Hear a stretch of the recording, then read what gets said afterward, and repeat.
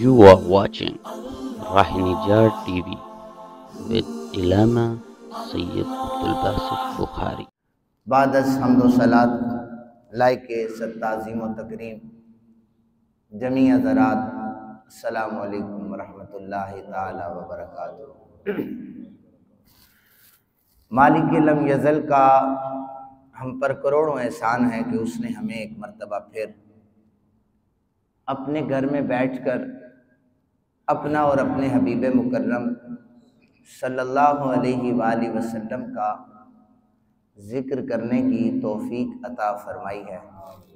दुआ करें आज के उन्वान के हवाले से मैं यहाँ पर जो कुछ भी बयान करूँ रब्बे ज़ुल जलाल मुझे हक़ और सच बयान करने की तौफीक अता फरमाए। तवज्जो से समाअत कीजिएगा। गुफ्तगू का जो उन्वान है ये हमारी मामलाते ज़िंदगी के साथ है। दो चीज़ें हैं, एक है इबादत और एक है मामलात। इबादत हर बंदा चाहे वो गफलत में है जैसा भी है किसी न तरीके से वो अदा करता है। मसलन नमाज है, रोज़ा है, हज है, ज़कात, जिहाद, किसी न किसी तरीके से इन मामलात इस इबादत के जो मामलात हैं इन्हें बंदा अदा करता है। लेकिन हमारे माशरे का ये वतेरा बन चुका है, इबादत को तो अच्छे तरीके से उनके मकाम पर समझते हुए रखते हुए अदा की जाएंगी, लेकिन अपने जो मामलाते ज़िंदगी हैं हम सारे लोग इनमें बहुत ज़्यादा कमज़ोर हैं। मैं अक्सर व बेशतर ये जुमला बोलता हूँ कि मस्जिद में जब हम लोग आते हैं तो यहाँ आकर हम मामलाते ज़िंदगी नहीं करते, यहाँ पर आकर हम इबादत करते हैं। यहाँ पर हम तरबियत सीखने आते हैं, अपनी तरबियत करवाने आते हैं। हम इसलिए आते हैं कि अल्लाह की बारगाह में झुकेंगे तो अल्लाह ताला हमारे दिल को झुका लेगा और हम सफ़ों को सीधा करके खड़े होंगे।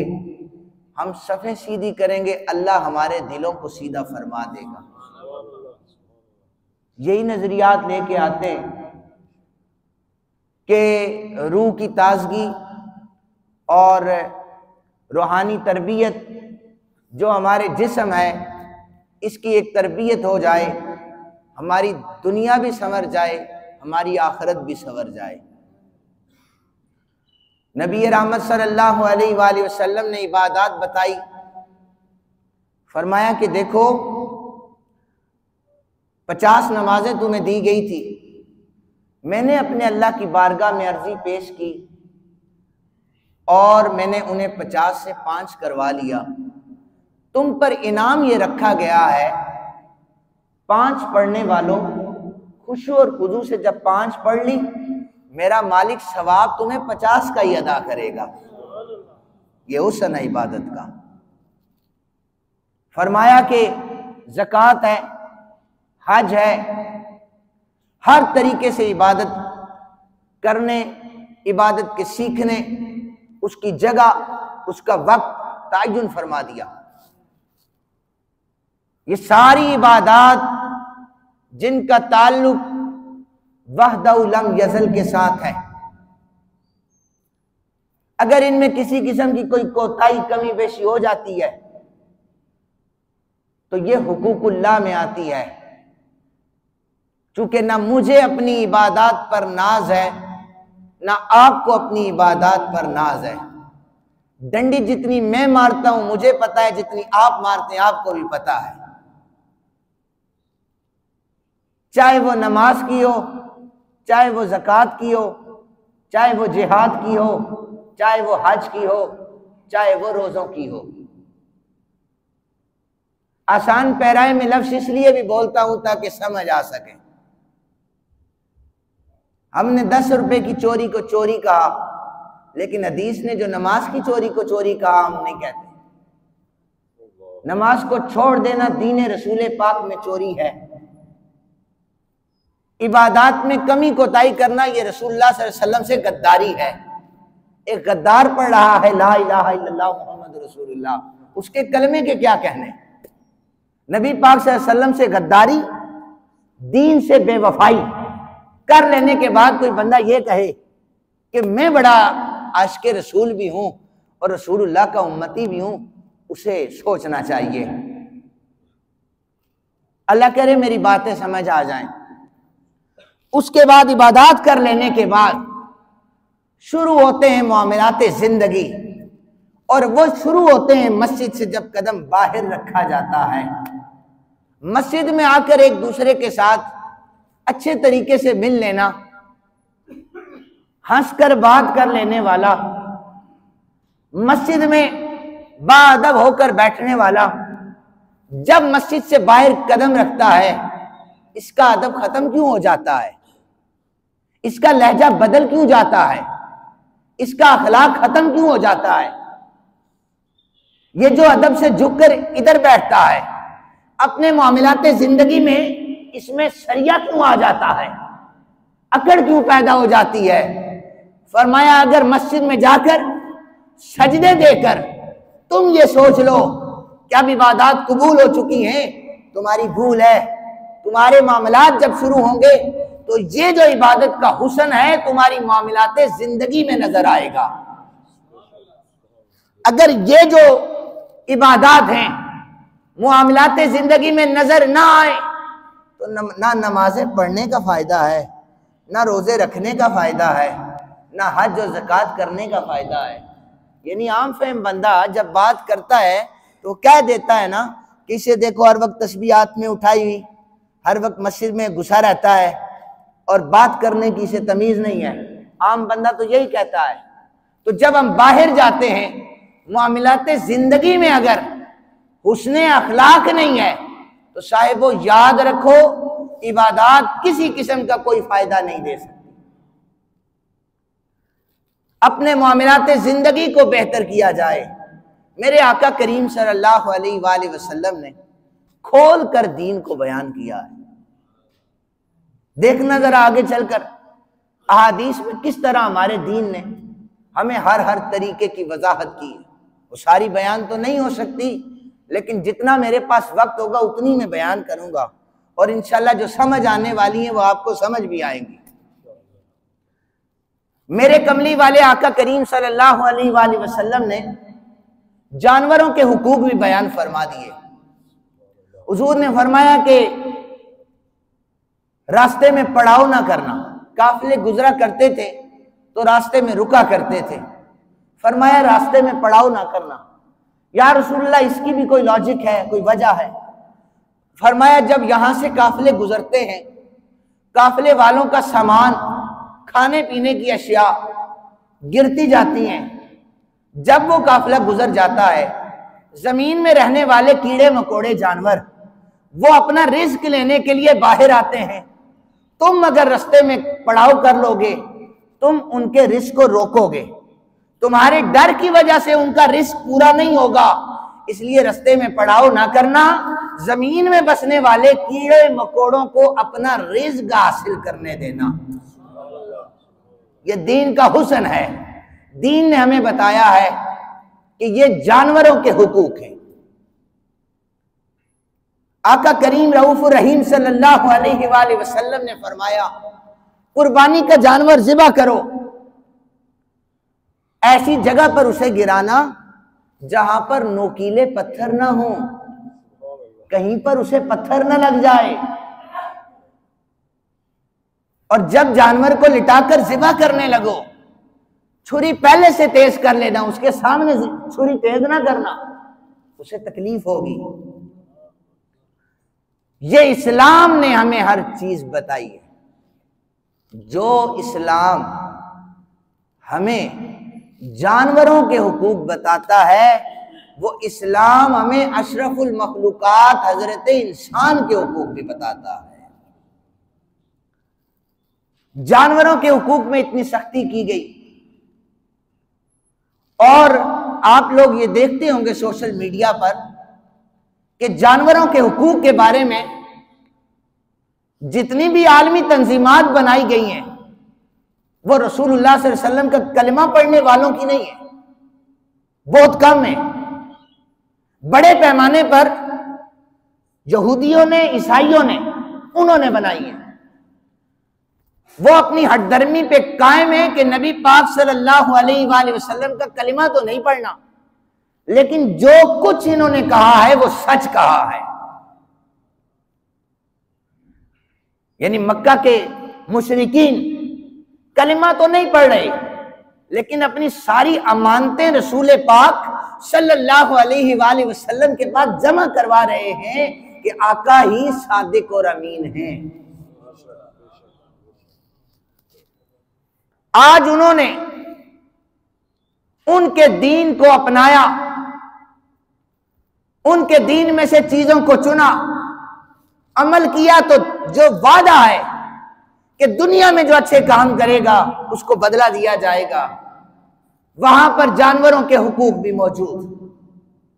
लेकिन आप अपने पाकिस्तान में देखें, यहां पर दिन ब दिन आए रोज हुकूक की पायमाली की जाती है, जानवरों के साथ, इंसानों के साथ, इंसानों में औरतों के साथ, औरतों में माओं के साथ, बेटियों के साथ, वालिदैन के साथ।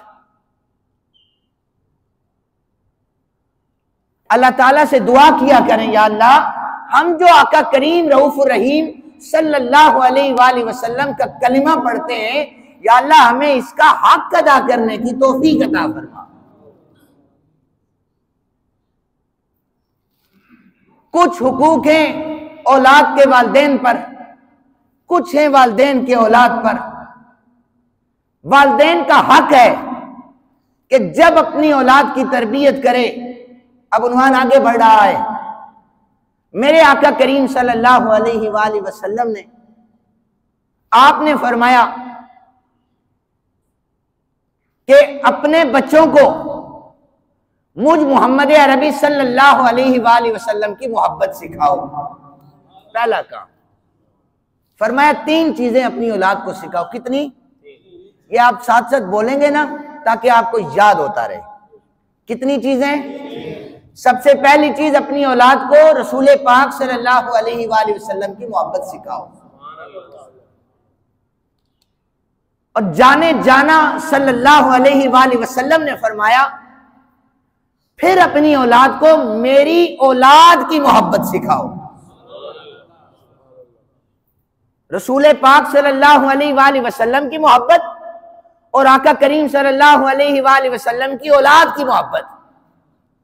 और जब ये दोनों चीजें हो जाएं, फरमाया फिर अपनी औलाद को कुरान पढ़ना सिखाओ। इस हदीस पाक में यही तरतीब है। कुरान पाक को तीसरे नंबर पर बयान किया तो गोया बताना ये चाह रहे हैं शारे इस्लाम सल्लल्लाहु अलैहि वसल्लम, जब अपने बच्चों के दिलों में मेरी मोहब्बत को डालोगे, क़यामत तक मेरी आने वाली औलाद की मोहब्बत को डालोगे, जब मोहब्बत से दिल भरपूर हो जाए तब इनके दिलों में कुरान डाल देना। फिर कुरान ऐसा असर करेगा, ये दुनिया में भी कामयाब हो जाएंगे, आखिरत में भी कामयाब हो जाएंगे। ये पहली दर्सगाह, ये पहली तरबियत मेरे और आपके आका दे रहे हैं। कितने बंदों ने अमल किया इस पर? सबसे पहले बच्चा बड़ा हो जाए, इंग्लिश मीडियम स्कूल की जानिब, अच्छे स्कूल की तलाश।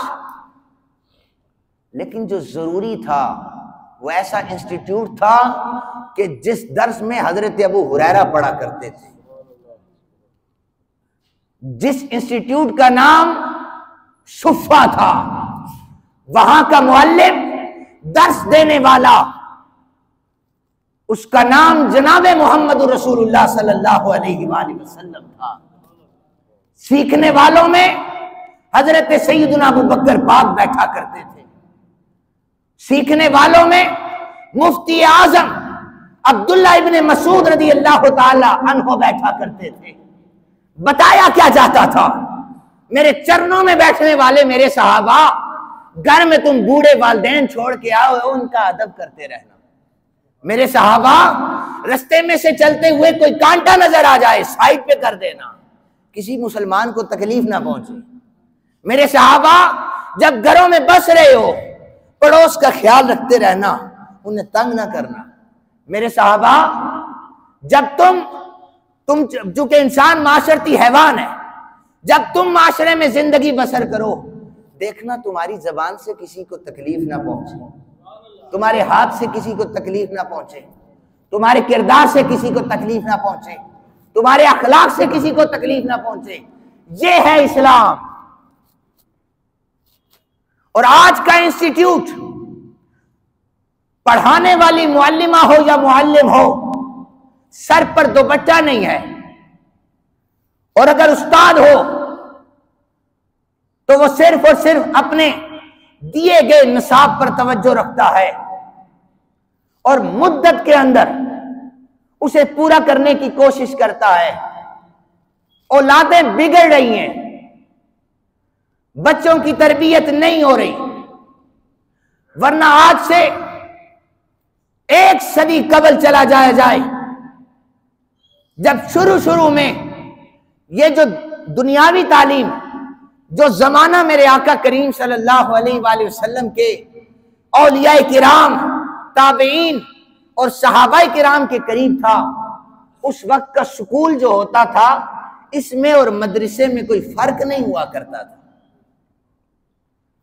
जिस तरह आज फर्क कर दिया गया है कि मदरसा और है, स्कूल और है। इसी को स्कूल कहा जाता है इंग्लिश में, अरबिक में इसे मदरसा कहा जाता है। ये टर्म बोली जाती हैं।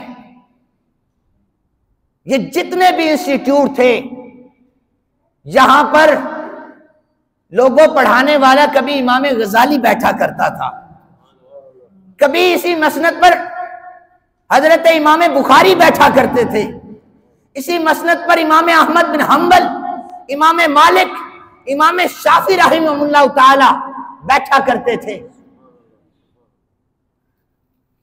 और इसी दरबार में मस्जिद नबवी शरीफ के सहन में बड़े बड़े उलमा जब अइम्मा किराम के सामने पढ़ा करते थे, तो रोज़ा रसूल सल्लल्लाहु अलैहि वसल्लम में आराम फरमाने वाले हमारे आका करीम रऊफुर रहीम सल्लल्लाहु अलैहि वसल्लम के आराम में खलल ना आ जाए, सफे को पलटते हुए भी एहतियात करते थे कहीं आवाज बुलंद ना हो जाए। जो दर्स शहे बतहा ने दिया था, वो दर्स पढ़ाना भूल गए। इबरत का मुरक्का ये पस्ती और काबिल हैरत ये मस्ती, औरों को जगाना याद रहा, खुद होश में आना भूल गए। हम औरों को जगा रहे हैं, खुद होश में ही नहीं है। पहली तरबियत मां ने करनी थी, दूसरी तरबियत उस्ताद ने करनी थी, तीसरी तरबियत पीर ने करनी थी। पहली मां तरबियत करती थी, बच्चे को लोरी देती थी, ला इलाहा इल्लल्लाह मुहम्मदुर रसूलुल्लाह, ला इलाहा इल्लल्लाह मुहम्मदुर रसूलुल्लाह। आज की मां तरबियत कर रही है, बेटा रो रहा है, हाथ में मोबाइल। शैतानी अमल पहले दिन से उसके हाथ में, मेरे घरों में भी दिया जाता है, आपके घरों में भी दिया जाता है, इसलिए कोई इनकार नहीं कर सकता। स्कूल में चले जाएं, जिस दरसगाह में तरबियत होनी थी, हजरत शेर खुदा करमल्लाहु वजहुल करीम ने फरमाया, जिसने मुझे एक हर्फ पढ़ाया मैं उसका गुलाम हूं, मैं उसके हाथों पे बिक चुका हूं, उसकी मर्जी है उस उस्ताद की, चाहे तो मुझे रख ले, चाहे तो मुझे आजाद कर दे। हारून रशीद वक्त का बादशाह था, पढ़ाने वाले उस्ताद ने उसके बेटों को तालीम दी, तो चश्मे फलक की नजारा देख रही थी कि जब उन बच्चों का उस्ताद पढ़ाकर बाहर निकलता है, तो वक्त के प्राइम मिनिस्टर, वक्त के प्रेसिडेंट के बच्चे उसकी जूतियां उठाकर सीने से लगाए बैठे हैं। तुम्हें क्या हो गया है? कहा उस्ताद का अदब करेंगे तो कामयाब होंगे। इस गली से उस्ताद 2023 का गुजरता है, उस गली से बच्चा जनाब छुप कर गुजरता है। ना उस्ताद को पता है कि इनकी तरबियत कैसे की जाए, ना बच्चों को पता है कि इनका अदब कैसे किया जाए। ना घर से मां ने तरबियत की, यानी बच्चों को कहानी जो सुनाई जाती थी वो पहले पहले जो बूढ़ी माएँ होती थी हमारे दौर से भी पहले, वो बताती थी कि बदर के मैदान में हमारे आका के 313 सिपाही थे बेटा, उन्होंने इस तरह करके जिहाद किया है। बच्चों में जज्बा होता था और वो जज्बा इतना परवान चढ़ता था, फिर पैदा होने वाले बच्चों में कोई मेहरे अली पैदा होता था, आप सुभान अल्लाह कह सकते हैं।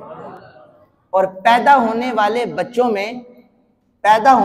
बच्चों में ऐसे सपूत तैयार किए जाते थे जिन्हें इतना पता होता था कि दीने मुस्तफ़ा करीम सल्लल्लाहु अलैहि वसल्लम पर कभी कोई उंगली उठाएगा, हम अपनी जान माल इज्जत सब कुछ आका करीम सल्लल्लाहु अलैहि वसल्लम के कदमों पे कुर्बान कर देंगे।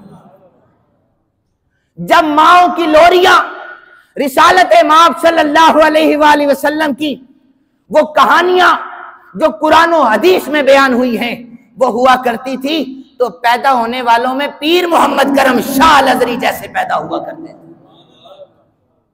जनेवा में 295 सी एक्ट, इसके वकील बनकर ज़ियाउल उम्मत जस्टिस पीर मोहम्मद करम शाह साहिब अल अज़हरी तशरीफ ले गए। कानून पास हो गया, वहां पर बैठे हुई कैबिनेट में यह कहा गया मुसलमानों को कानून कैसे बनाने दिया गया है। इस कानून की वकालत पीर शाह फरमा रहे थे और आपने अपने नाम के साथ पीर लगाया, रहती दुनिया को यह पैगाम दिया कि लोग ये ना समझें कि पीर जिसके नाम के साथ लगता है वो सिर्फ नजराने लेता है, नहीं, जिसके नाम के साथ पीर लगता है वो नामूसे रिसालत का कानून भी लड़ना जानता है। तो वहां बैठे हुई जो कैबिनेट थी उसमें लोगों ने कहा था वो जो वकील 295 सी एक्ट ये केस लड़ने आया था वो इतनी खूबसूरत नूरानी शक्ल वाला था कि जिसका केस लड़ा जा रहा है उस मोहम्मद अरबी सल्लल्लाहु अलैहि वसल्लम का आलम क्या होगा। ये तारीख में लिखा हुआ है, जेनेवा में जब कानून बना था ये लिखा हुआ है। माओ की लोरियां बदल गई, उस्तादों का पढ़ाना बदल गया। अब मामला आ जाता है पीरों पर। तरबियत खानकाहों में होनी थी, तरबियत आस्थानों पर की जानी थी, लेकिन यहां पर क्या है, मुरीदों की तादाद में इजाफा किए जाओ। पोल्ट्री फार्म है भाई, जितनी मुर्गियों की तादाद बढ़ाओ बढ़ती रहेगी। फायदा क्या है? पता है मुरीद कैसा होता है? मैं बता देता हूं आपको, परेशान नहीं होना आपने।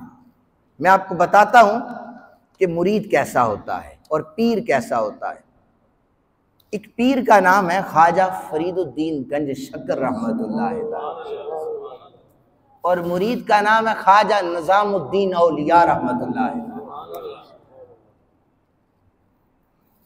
ख्वाजा फरीदुद्दीन रहमतुल्लाह ताला अलैह पीर है, ख्वाजा निजामुद्दीन औलिया आपके मुरीद हैं। ऐसी पीरी खत्म हो चुकी है, ऐसी मुरीदी भी खत्म हो चुकी है, सारे ठग बैठे हुए हैं।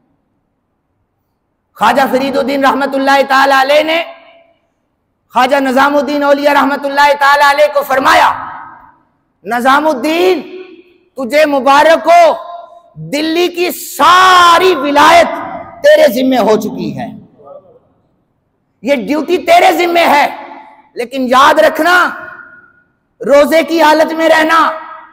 रोजा आदि शरीयत हुआ करता है, इसलिए रोजे में रहोगे, ये रोजा आदि विलायत हुआ करता है, रोजे से रहना।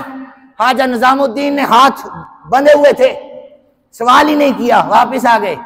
अपने एक दोस्त से पूछने लगे कुछ दिन के बाद, बाबा साहब ने ये जो रोजों का कहा है ये अयाम बैद के रोजे हैं 13, 14, 15, या ये एक महीने में जो स्पेसिफिक डे हैं उनके रोजे हैं, रमजान के तो फर्ज हैं, ये कौन से रोजों का बताया है? तो जो दूसरे दोस्त से कहने लगे बाबा साहब जिंदा हैं, जाकर पूछ लो, वो तुम्हें बता देंगे। कहने लगे मुझ में तो इतनी हिम्मत नहीं है कि उनसे जाकर पूछूं। तारीख इस बात की गवाह है, ख्वाजा निजामुद्दीन औलिया मरते दुनिया से चले गए, जिस दिन गए उस दिन भी उन्होंने रोजा रखा कि मेरे पीर ने कहा था अब सारी जिंदगी मैंने रोजे से ही गुजारनी है। कहां है ऐसे पीर? प्रोग्राम सजता है, मुरीद पैसे खर्च करके आता है, हजरत साहब का दीदार करूंगा, हजरत साहब दूर से इशारा करने के बाद आली मर्तबत खाने खाते हैं, और मुरीद वही जनाब चने वाले चावल खा रहा होता है। इतनी शाने बयान करता है। मेरे पीर उतरे थे गाड़ी से, फूलों की पत्तियां निछावर की गई, उनके साथ इतने मुरीद थे। मेरे पीरों के साथ इतना प्रोटोकॉल था, ना पीरों का रोजा, ना पीरों की इबादत। ये मैं वो चीजें मिंबर पर बैठ के बयान करता हूं जो अपनी आंखों से देखी हुई। ख्वाजा फरीदुद्दीन रहमतुल्लाह ताला अलैह ने शरई उज़र के तहत बीमारी के अंदर एक दिन रोजा छूट गया, आपके सामने खरबूजा पेश किया गया, हजरत आप तनावुल फरमाए। आपने अपनी एक वो उसकी जो डली सी वो उठाई, निजामुद्दीन रहमतुल्लाह अलैह को दी, ये लो। निजामुद्दीन साहब का रोजा था, ख्वाजा साहब का रोजा नहीं था। निजामुद्दीन के दिल में ख्याल आया मेरे पीर ने मुझे तोहफे के तौर पर ये फ्रूट दिया है। दिल में इरादा बदला, मालिक पीर से ये तोहफा मिला है, 60 रोजे कज़ा कर लूंगा, आज का रोजा इसी से अभी इसी वक्त इफ्तार करूंगा। बात कितनी बड़ी थी, लेकिन पीर का दिया जाने वाला तोहफा शरीयत से बढ़कर तो नहीं है ना। ख्वाजा फरीदुद्दीन निगाह डाली दिल पर, कहने लगे तू ये सोच रहा है कि रोजा इफ्तार कर लेगा?